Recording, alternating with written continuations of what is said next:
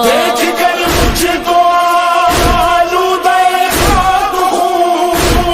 امام زمان کہ اٹھے یہاں پہ ہمیں ایک مرتبہ اپنے اوپر غور کرنا پڑے گا.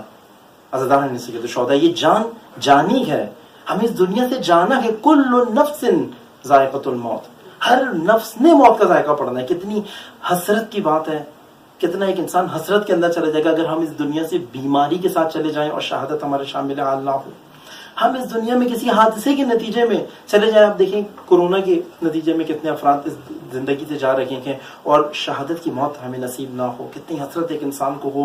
اس دنیا سے جانا ہے لیکن اپنے زمانے کے امام کی نصرت میں اس جان کو کا نذرانہ پیش نہ کر سکیں اور یہ توفیق ہمارے شامل حال نہ ہو تو کتنی حسرت ایک انسان کے اندر ہے. انسان جب سوچتا ہے تو ایک مرتبہ حسرت کرتا ہے، ایک مرتبہ انسان حیرت میں رہتا ہے.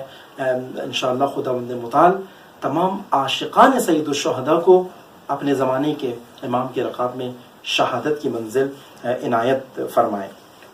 بس شب عاشور آپ دیکھ رہے ہیں کہ یہ شہداء عجیب شہداء ہیں جو شب عاشور سید الشہداء کے پاس موجود ہے. بریر اجلی کا یہ واقعہ ہے کہ وہ اپنے خود شب عاشور جب سید الشہداء سب کو مقام شہادت اور بشارت شہادت دے چکے تو وہاں پہ بریر اجلی خود شب عاشور ایک مذاق کرتے ہیں، ایک مزاح کی بات کرتے ہیں.